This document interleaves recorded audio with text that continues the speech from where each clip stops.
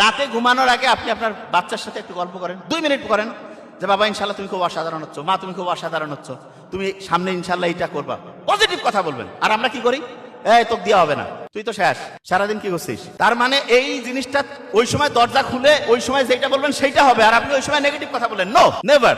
ওই সময় যাই বলেন পজিটিভ বলবেন, কারণ ওইটা একদম ওই সময় লাগা হয়ে যাচ্ছে। একটা হচ্ছে তাহলে রাতে ঘুমানোর আগে, আরেকটা আছে সেটা কখন, সেটা হচ্ছে ভোরে ঘুম থেকে উঠে, সকালে ঘুম থেকে উঠে।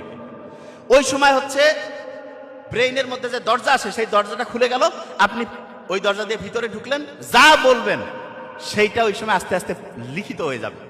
তাহলে বলেন তো, আপনার বাচ্চার মাথার মধ্যে যদি একটা পজিটিভ জিনিস দিতে চান, রাতে ঘুমানোর আগে দিলে কাজ বেশি হবে না কম হবে? এই কথা কন না কেন? বেশি। ভোরে ঘুম থেকে উঠে যদি বলেন তাহলে বেশি হবে না কম? আচ্ছা, এবার অনেকের মাথায় একটা প্রশ্ন আসতেছে যে ভাইয়া, আমি না হয় আমার আব্বা আম্মা, মানে আমি এখন মা বাবা হয়েছে, আমার সন্তানকে আমি বলবো, আমার বাপ মা তো নাই, বা আমরা যারা অ্যাডাল্ট হয়েছি আমাদের কথা আমরা নতুন করে লিখতে চাই, এটা বুদ্ধি আছে কি নাই? শুনেন, খুব ইন্টারেস্টিং জিনিস। আল্লাহ ব্রেন কেমন ভাবে বানিয়েছেন, সে যেটা দেখে যেটা শুনে সেইটাকে সত্যি মনে করে।